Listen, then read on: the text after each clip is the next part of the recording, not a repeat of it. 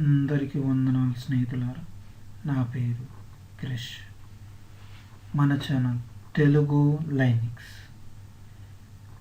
సాధారణంగా అందరూ ఇంగ్లీష్లో లైనిక్స్ ఉంటుంది, కానీ అందరికీ అర్థమయ్యే భాష అంటే మన తెలుగు భాషలో లైనిక్స్ నియమించడానికి కారణం డిగ్రీ బీటెక్ చదువుతున్న వారికి ఇది ఉపయోగపడుతుందని నేను భావిస్తున్నాను. నేను ఈ డేటాని బుక్స్ నుంచి సమ్ ఎక్స్పీరియన్స్తో సేకరించబడినది. విషయంలోకి వస్తే ఆపరేటింగ్ సిస్టమ్ అనేది మనకు తెలుసు, ఓఎస్.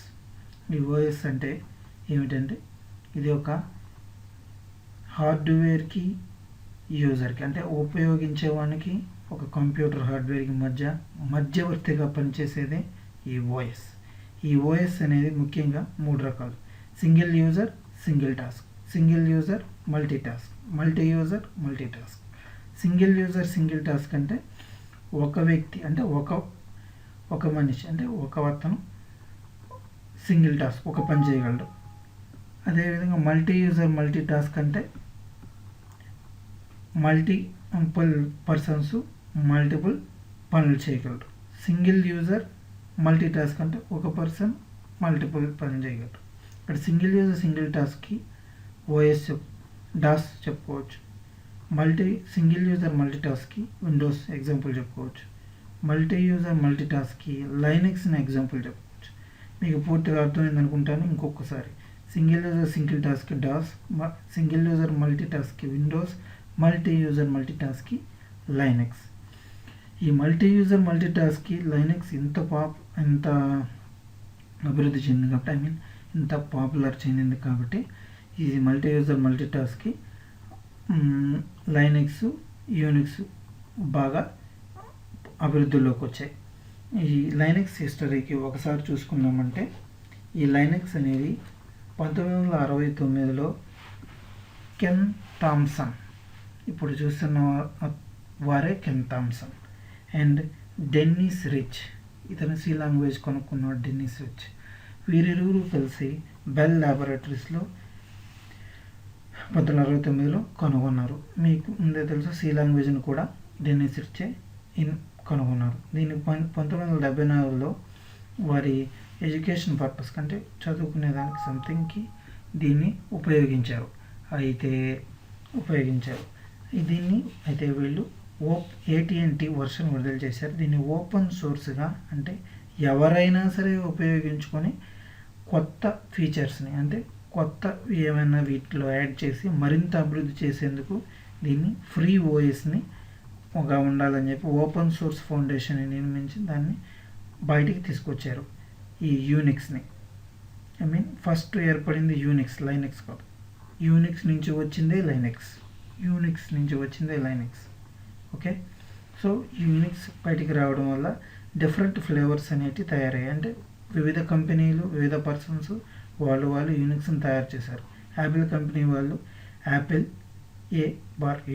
UX అని, IBM వాళ్ళు AX అని, AIX అని, ఈ విధంగా సన్ మైక్రోసిస్టమ్స్ సోలారిస్ అని ఈ విధంగా తయారు చేశారు.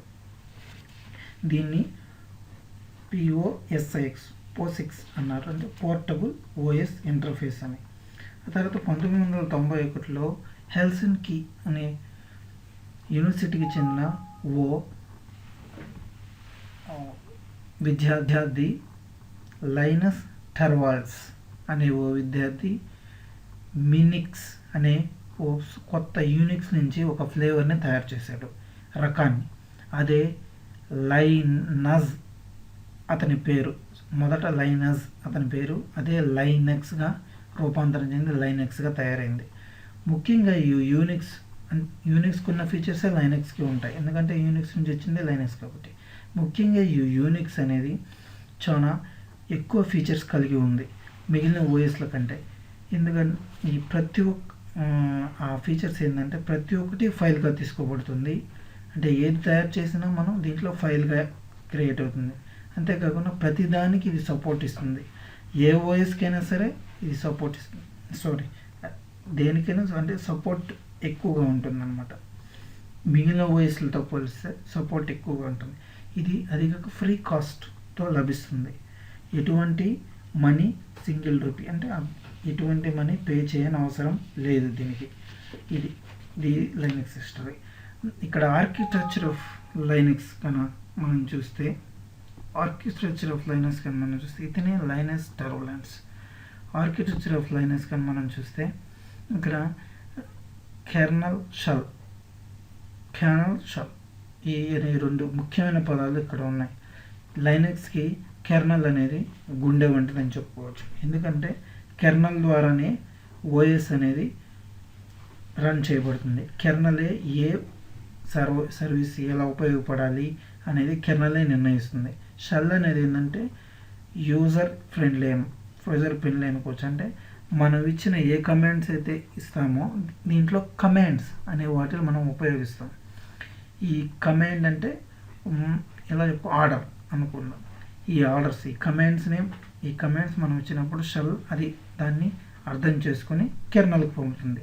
కెర్నల్ ఏం చేస్తుందంటే దాన్ని ఇక్కడ మనం పంపేది హ్యూమన్ అండర్స్టాండబుల్ లాంగ్వేజ్ అంటే మనకు అర్థమయ్యే లాంగ్వేజ్లోంచి కెర్నల్ కంప్యూటర్ అండర్స్టాండబుల్ లాంగ్వేజ్ అంటే కంప్యూటర్కి అర్థమయ్యే భాషలోకి మారుస్తుంది. అంటే బైనరీ ఫార్మేట్లోకి మారుస్తుంది. అప్పుడు తిరిగి అది రిజల్ట్ని బైనరీ ఫార్మేట్లోంచి మనకి హ్యూమన్ అండర్స్టాండబుల్ లాంగ్వేజ్లోకి మళ్ళీ అది తిరిగి మనకు చూపుతుంది. అది కెర్నల్ చేసే గొప్పతనం. ఇంకో విషయం ఏంటంటే కెర్నల్ అనేది మల్టీ టాస్కింగ్ అని చెప్పు అంటే చాలా పనులు చేస్తుంది. మెమరీ మేనేజ్మెంట్, ఫైల్ మేనేజ్మెంట్ ఈ విధంగా డిఫరెంట్ టాస్క్స్ అది చేస్తుంది. ఇది మేనేజ్మెంట్ ఈ విధంగా చేస్తుంది. షెల్ అనేది ఇంటర్ప్రిటర్ జస్ట్ ప్రింట్ చేస్తుంది. అంటే కమాండ్ని ఏదైనా వచ్చినప్పుడు అది ప్రింట్ చేస్తుంది అన్నమాట. ఇంటర్ప్రిటర్ అని చెప్పుకోవచ్చు. ఇంటర్ప్రిట్స్ ది కమాండ్స్, అది జస్ట్ ఇంటర్ప్రిట్స్ ది కమాండ్స్ అనమాట కెర్నల్. ఇక్కడ ఇది ఆర్కిటెక్చర్ ఆఫ్ ది యూనిక్స్. ఇంకో విషయం అత్యంత ముఖ్యమైనవి లైనక్స్ ఫైల్ సిస్టమ్స్. విండోస్లో ఏ విధంగా అయితే ఫైల్ సిస్టమ్ ఉందో లైనక్స్లో కూడా ఫైల్ సిస్టమ్ అనేది ఉంది. ఫైల్ సిస్టమ్ అంటే ఇది ఇక్కడ డేటా స్టోరేజ్ అంటే ఒక డేటాని దాచుకునేదానికి ఉపయోగపడే పద్ధతిని ఫైల్ సిస్టమ్ అంటారు. ఈ ఫైల్ సిస్టమ్ని కూడా ఫార్మేట్ చేసేందుకు సపరేట్ ఫైల్ సిస్టమ్స్ కావాలి. వాటిని యూనిక్స్లో ext2, ext3, ext4 అంటారు. ext2, ext3, ext4 అంటే ఎక్స్టెండెడ్ 1, ఎక్స్టెండెడ్ 2, ఎక్స్టెండెడ్ 3, ఎక్స్టెండెడ్ 4 అనమాట. ఈ విధంగా చెప్పుకోవచ్చు. ఈ విధంగా ఫైల్ సిస్టమ్స్ ఉన్నాయి ఫార్మేట్ చేసేందుకు. ఇక్కడ మనం చూసినట్టయితే స్లాష్ అనేది రూట్ అని చెప్పుకోవచ్చు. అని ఇది టాప్ డైరెక్టరీ. ఈ టాప్ డైరెక్టరీ కిందే అన్నీ ఉంటాయి. బిన్, ఈటీసీ, హోము, ఎంఎన్టీ ఇప్పుడు మనం బొమ్మలో చూపిన విధంగా అన్నీ కనిపిస్తున్నాయి. ఈ టాప్ డైరెక్టరీలో ఉండడం వల్ల అన్నిటికీ స్లాష్ యాడ్ అయింది. ఇవి ఏంది అంటే విండోస్తో పోల్చుకుంటే విండోస్లో మనం ఓఎస్ వేసినప్పుడు ఒకే డైరెక్టరీలో పడిపోద్ది సిలో. కానీ లైనక్స్లో అలా పడదు. డిఫరెంట్ ఇవన్నీ డ్రైవ్స్గా మనం చెప్పుకోవచ్చు. ఈ విధంగా పడడం వల్ల దేనికైనా వైరస్ వచ్చినప్పుడు మనం సులభంగా దాన్ని తీసేసి డేటా అనేది లాస్ కాకుండా లైనక్స్లో ఈ విధంగా డిఫరెంట్ డ్రైవ్స్లో ఉన్నందువల్ల డేటా లాస్ కాదు. కానీ విండోస్లో డేటా లాస్ అయ్యే అవకాశం ఉంది. అదే విండోస్కి లైనక్స్కి ఉండే ముఖ్య తేడా ఫైల్ సిస్టమ్ మధ్య. ఈ విధంగా ఫస్ట్ నేను చూసినట్టయితే స్లాష్ అనేది రూట్ డైరెక్టరీ చెప్పాను అంటే టాప్ డైరెక్టరీ. బిన్ అంటే బైనరీ ఫైల్స్ అనమాట. బిన్ అంటే బైనరీ ఫైల్స్.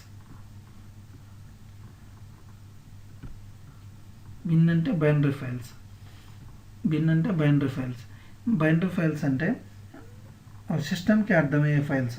అంటే ఇక్కడ ఏ యూజర్ అయితే కమాండ్స్ ఉపయోగిస్తాడో ఆ కమాండ్స్ దీంట్లో ఉంటాయి.